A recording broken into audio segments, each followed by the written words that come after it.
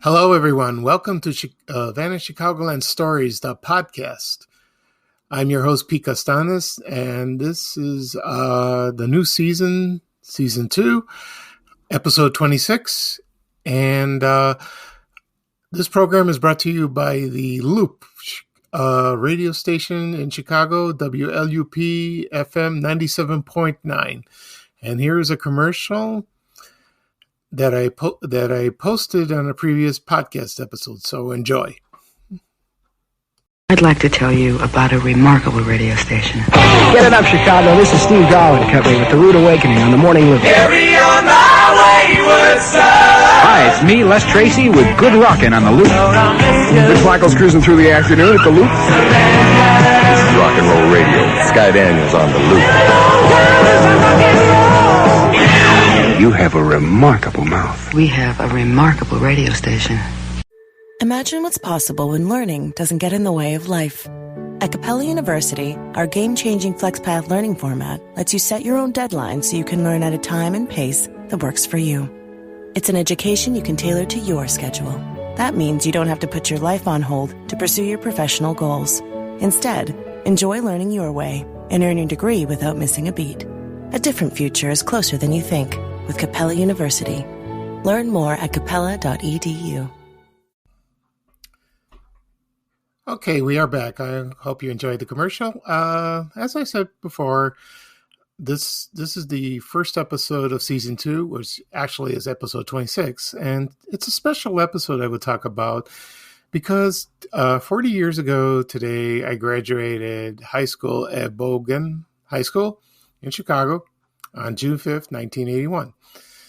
And I probably will be talking about that for the entire episode. I could add something else, but we'll see because of time restrictions. So I won't go into much detail. I probably will, not very much, but I will talk about all the 4 years, but I would just the highlights I would talk about. So not every day or every week. So I won't do that. So freshman year, I started at Bogan High School in September 1977, and I graduated from elementary school, which was a parochial school that was located in Pills Hills, and it was called Correas Elementary School, and it was a good school, but the school that I was there, I felt isolated. You know, we didn't go anywhere, and it was just us and just the kids and the teachers and the other kids. So, and we wore school uniforms, and we didn't associate with other people, just Greek people. That's nothing wrong with that, but it's fine. And I still talk to these people today. And when I enrolled at Bogan for freshman year, I entered a world which I was unfamiliar. I was excited.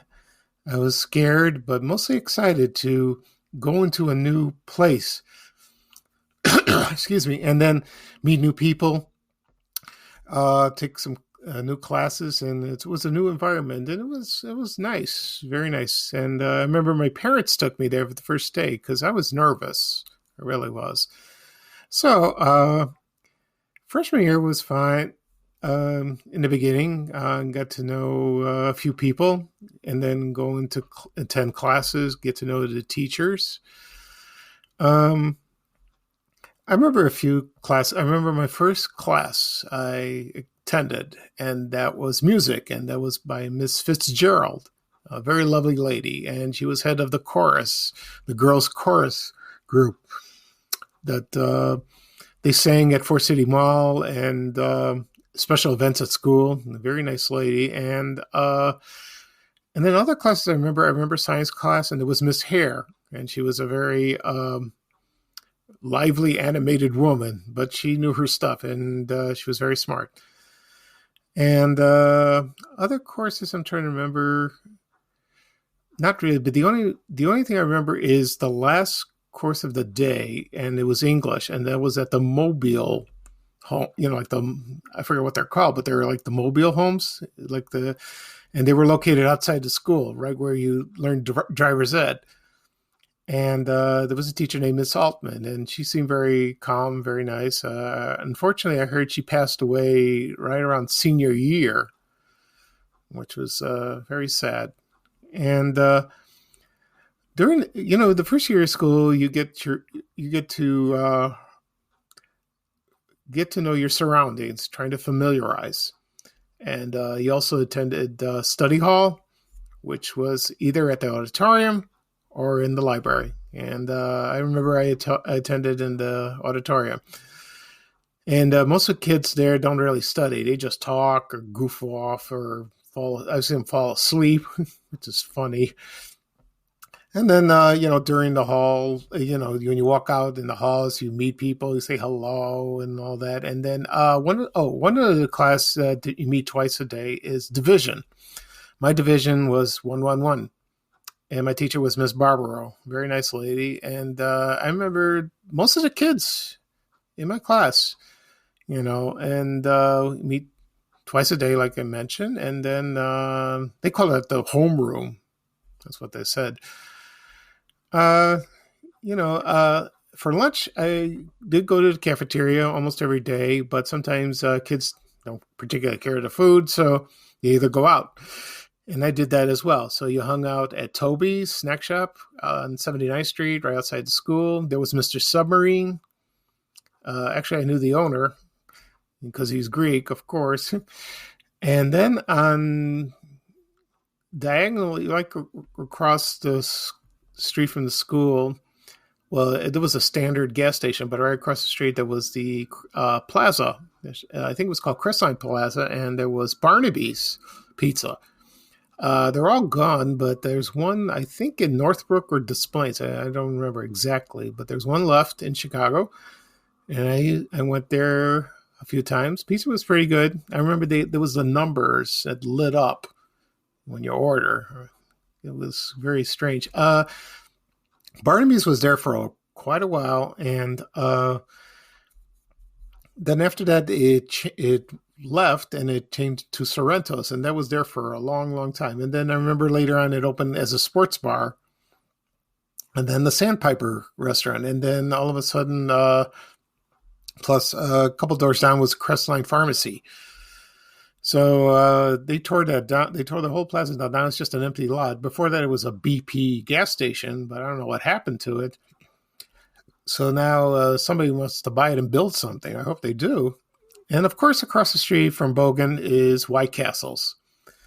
And everyone who graduated from Bogan remembered that place very well. And I went there almost all the time, even after sophomore year, junior year, senior year. Went there all the time. And I remember you enter in, and they had these the stools, the blue. They're covered with the cushions that were all blue, and you order in. If you plan to eat there, you're supposed to eat your lunch and then leave. There was no loitering. I remember the manager there. She was a tough lady. Ooh, she was a tough cookie. And if you want to go to the bathroom, you have to stand by the men's room or ladies' room, and then they buzz you in. You can't just walk in. So they were very strict. It was sometimes you felt intimidated while you're having lunch. And then I remember the phone booths outside. I saw kids hanging out. They would, you can make a call and do that. They had phone booths in Bogan. I remember that. I saw pictures of that from the yearbooks, which was kind of cool. This is before cell phones, texting, and all that. At White Castles, sometimes you go outside and you can see kids smoke, doing other stuff. And then another place a lot of people went to was Tasty Freeze. That was down the street on 81st Street. That's long gone. The White Castles has been there since, I think, like the early 70s, and they tore that down in the middle of the 1980s, and they replaced it with a modern one, which I don't like it. I've seen it because they have a drive-through. The previous one didn't. So the food's still the same. I remember when the French fries were much tastier when I was in high school. Now they're okay. I still eat White Castles now and then, but it wasn't the same anymore. Freshman year, uh, like I said before, it was fine for the beginning. Then all of a sudden, kids noticed me, and because I was different, and then they started picking on me, being bullied because I was so odd. Everyone had to be the same. You got to be with the gang. You got to be the in crowd, and that's not an easy thing to do. So it was not pleasant. There were days I would be living in fear at night. Sometimes I would be sad. I would cry in my sleep, worrying about the next day, because kids were nasty, calling me names, swearing. Sometimes teachers intervened. Sometimes they didn't. They just ignored you. You had to fend for yourself, because I was not bullied by one or two kids. I'm talking about a lot. Even kids that weren't in my class. I don't even know them. I remember one kid that picked on me. I never met this guy before. He started harassing me for no reason. I mean, come on. That was buff. Sometimes they trip you. They put gum in your hair. They did that a couple times. Freshman year was rough towards the end. Then, also at the cafeteria, I remember where they had all the Coke bottles. If you wanted a Coke or 7-Up, there was somebody there in the middle of the cafeteria, and they would open a bottle of pop for you, and they gave it to you. And then, like I said, I didn't dine much in the cafeteria, but you hung out with people you met, and then you hung around with your friends. And I did have a couple of friends at first, and then as the years went by, it grew more. I got acquainted with a lot of people. And let's see, I'm trying to think what else. Oh, and also I want to talk about gym class. When you go for the first time, you have your school uniforms. The guys wore the white T-shirts and the orange shorts, and the girls wore those blue gym outfits that they all despised, and they still do to this day. Because one time I posted a picture on my Facebook page, the Bengal Lancer, which is our school newspaper, and the comments they made about that.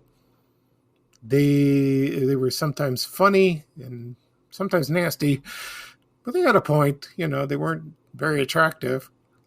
So in gym class, PE, I remember my first gym teacher was Mr. Toth. I remember him.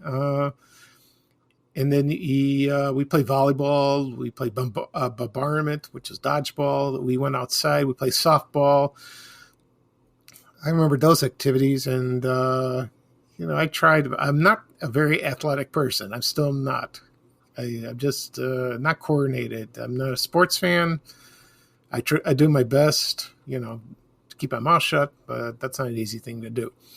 Okay, so going to sophomore year, for those who are listening, I would just reference to people that I graduated with in the class of 1981. Also, people who graduated from other years will remember that. As for people who not familiar from my high school, I hope you understand. So, but I will mention all the places around the surrounding area where Bogan is located at 79th and Pulaski, which is still there. So sophomore year was the roughest year I ever had. That was bad. So, some of the courses were the same, gym class. I also remember gym class, my gym teacher was Mr. Trandy, one of the nicest men I ever knew. And we had swim class. Little did people know I couldn't swim, and I still don't. So I had no choice. I should have went to the teacher. I should have went to Mr. Trandy and said, I can't swim, but I didn't. I was too scared to confront them because, adults at the time to me are intimidating, and, I don't want to cause any trouble. So one day I went into swim class, we changed, we put in our swimming trunks, and then they asked us to go into the pool. And I did, and I was drowning when I fell in, and all the kids were yelling, laughing, and then Mr. Trandy dived in and saved me. And then he says, Peter, why didn't you tell me you didn't know how to swim? And I said, you didn't ask. He's just laughing at me. But you know what he did? After class, sometimes when class was louder, he stayed with me and helped me try to teach me. And I did my best, but I couldn't do it. And, he wasn't disappointed, but he knew I tried, but that was very sweet and very concerning that he took the time to try to teach me to swim. And that was wonderful. I even told that to my parents and oh, it's nice. He's still a nice man. He was a nice man. He unfortunately passed away a few years ago. I heard he ran a dancing school, which I didn't know, but he was one of the nicest teachers I ever had. But sophomore year was rough. And then towards the end of sophomore year in 1979, my parents decided that we would go to Greece, to travel to Greece for the summer. I didn't want to go because I want to hang around with my friends. I want to stay. I was not in the mood. So anyway, we booked the flight and I stayed there for 2 months in the summer of 79. At first I didn't like it there, but then I loved it. It was a great place. I met my family, my grandmother, my cousins, my aunts. I have a lot of family, both sides of the family. And little did I know that during August of 79 that disco demolition occurred. And I had no idea about that. And a lot of the kids in my class attended it. And they had a blast. They loved it. Steve Dahl and Lorelei. And it was during the White Sox game at Comiskey Park. They had a doubleheader. They had to cancel the second game because there was a riot and there was beer cans, debris, garbage all over the place. It was chaotic. It was disgusting, but very memorable. A friend of my brother's wrote to him when we were in Greece. I wrote him a letter, told him about it. And my brother didn't mention it. But when I returned to Chicago, I found out from the kids in the neighborhood all about it. I go, I had no idea. And the same thing happened when I returned for junior year at Bogan. Now, junior year, everything simmered down. I was less picked on. I wasn't bullied much. And then I sort of fit in with the kids, which I'm glad. So I remember the kids wearing the concert shirts and the combs. They put it in the back pockets. And the girls with the feathered hair. Oh, they're so pretty. All the girls in my class are beautiful, and they still are. And I remember the concert shirts. They had the Loop, WMET. They had rock groups. I remember Blue Oyster Cult. I remember April Wine, the Cheap Trick, the Who. I can't think of it. There's a lot of Aerosmith. Yeah, they had that. Of course, across the street from Bogan High School was Cruising Music, the record store. And I did go there. I love going there. It's like you go to escape and you browse and go through the album covers and the 8-tracks and the cassettes. And then you had the bong room in the back. I remember that. It smelled. And excuse me. I remember the T-shirts hanging from the ceilings.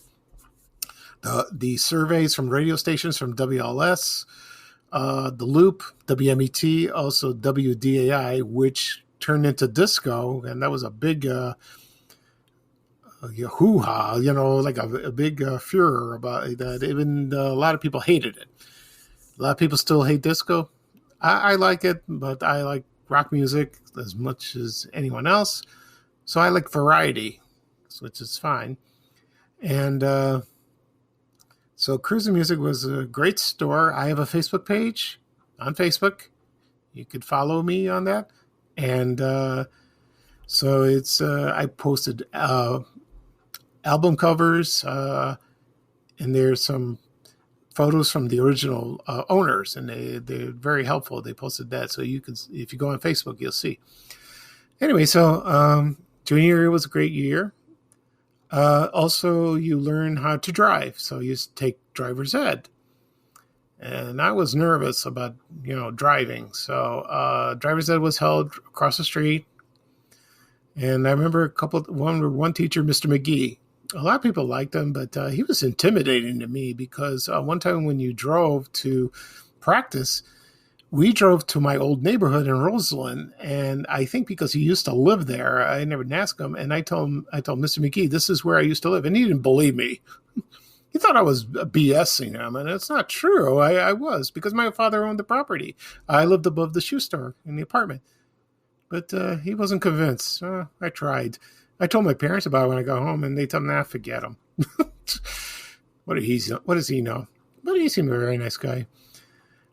I remember one time, gym class in junior year, there was a softball game from another class, and one kid hit the ball, and the guy out in the field dropped it, and he swore at him real loud. And then there was a gym teacher, Mr. Catali, and he yelled, "Hey!" real loud. It was the funniest thing I ever saw. I couldn't stop laughing about that. And he was a nice man. I remember him. I had some great teachers there. There are two that are still living with us. They're still alive.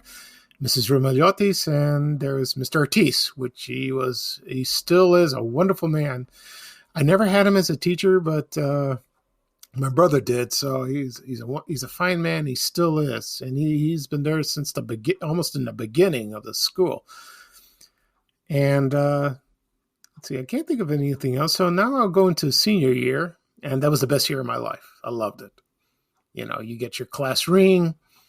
You're getting prepped up for graduation. A lot of people did the work program. I forgot what it's called exactly. So for kids, they would go to school like early in the morning. They would get out about 10 or 11, and then they go for their jobs, you know. And I tried to find work when I was at school. I had a job as a busboy at Mr. Steer's Steakhouse. And it was located at 63rd and Kedzie. I only worked there for about a couple months. I didn't like it. I was just being spoiled.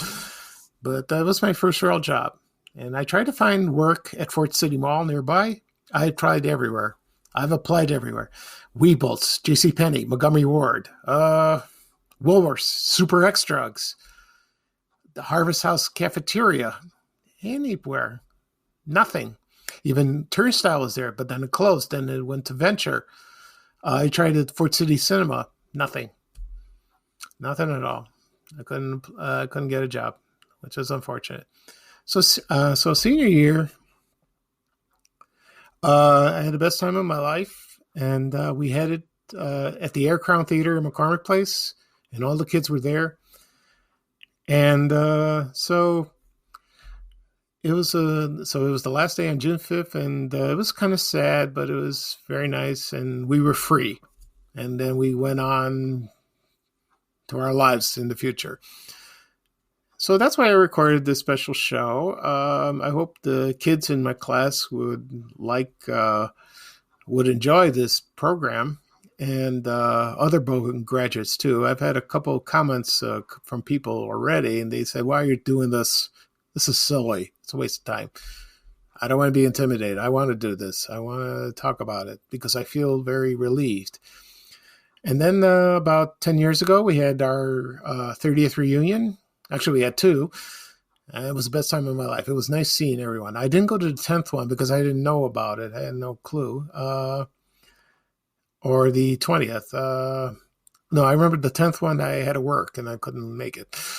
And the 20th, I think it was because of 9/11. So that didn't happen. So I had a great time. And then we will have our next reunion on September 17th of 2021. And hope to see everybody. If you know anyone who's not on Facebook or Twitter or on social media, call your classmates, call them on the landline, their cell phone, text them, tell them the reunion's all set. It's going to be on September 17th, and I hope they come. And I hope to see everybody. It'll be a lot of fun. So that'll be all for today for this special episode of me graduating from Bogan High School 40 years ago today. I'm glad you enjoyed the program. I will, next episode, I will talk about, we go back to normal. We'll talk about things in Chicago that are no longer around, and that should be fun. Okay, so this is Pete Costanes, for host of Vanished Chicagoland Stories, the podcast. This is season 2, episode 26. I'm glad you could join me and listen to me. And now this is bye bye for now, and take it away, Ray Rayner. We have to go. Bye, bye, bye.